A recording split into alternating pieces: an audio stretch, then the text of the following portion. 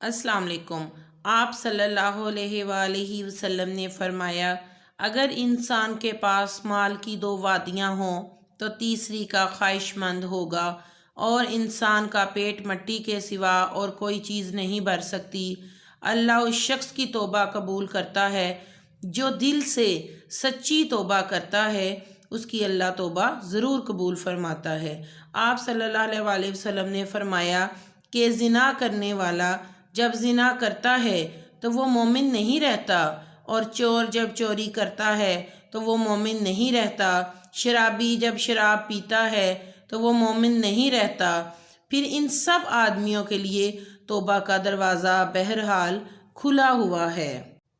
آپ صلی اللہ علیہ وآلہ وسلم نے فرمایا، اللہ عز و جل رات کو اپنا دستے رحمت بندوں کی طرف پھیلا دیتا ہے تاکہ دن کو گناہ کرنے والا توبہ کرے، اور دن کو اپنا دستے رحمت پھیلا دیتا ہے تاکہ رات کو گناہ کرنے والا توبہ کرے، اور اس وقت تک یہی کرتا رہے گا یہاں تک کہ سورج مغرب سے طلوع ہو جائے۔